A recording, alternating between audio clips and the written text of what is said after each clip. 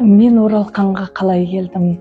Алғаш студент кезімде алғашқы кездесуімнен бастап Оралхан ағаға сұрақ қойдым. Мына теріс аққанмен бұр әңгімеңізге байланысты айтар ойыңыз, нақты ойыңыз қандай еді дегенде, Оралхан ағам жауап беріп еді.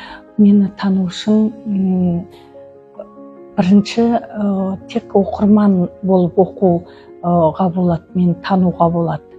Ал екінші, ол зерттеп мен жазған шығармаларымнан мөлдір рухын түсіне білсе, онда ол екінші қырын, яғни мені танығандық болады деген.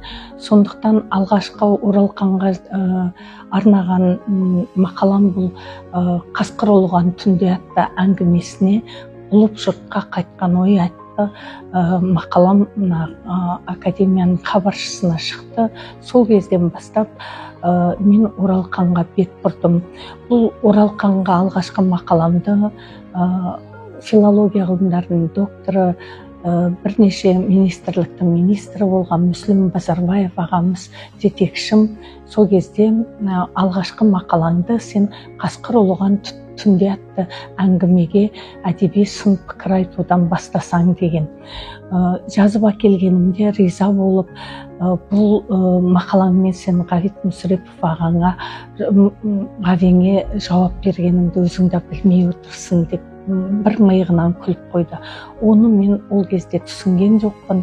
30 жыл өткеннен кейін ғана барып Ғабит Мүсіреповтің «Қасқыр ұлыған түнде» атты Оралхан Бөкейдің әңгімесіне айтқан сын пікірін оқып, Мүсекеңнен, Мүслім Базарбаевтан сол кезде маған тегіннен тегін алғашқы бісмілләні «Қасқыр ұлыған түнде» атты әңгімеден тегіннен тегін бастатпағанына көзім жетті.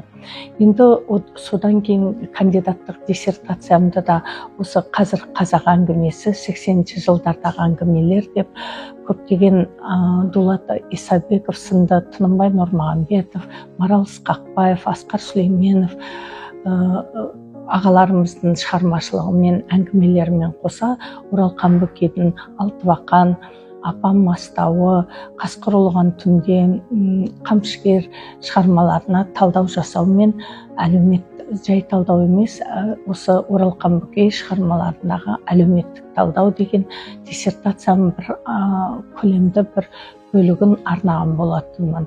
Содан бертінге дейін осы әр Оралханды оқыған сайын, сонау алғашқы мақаламда жай ғана әлеуметтік қырын танысам, бертін келе әр оқыған сайын Оралхан Бөкейдің авторлық танымы әр қырынан ашыла берді.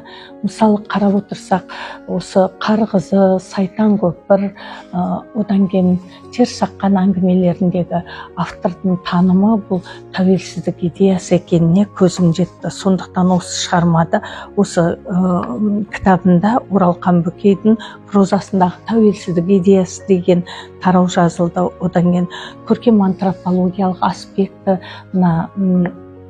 жылымық әңгімесіне байланысты арналса, енді тағы бір Оралхан Бөкейдің шығармаларындағы сана сілкінісі мен жігерлендіру аспектісі. Соның ішінде Мұзтау повесіндегі осы аспектілерді жеке қарастыруға тырыстым.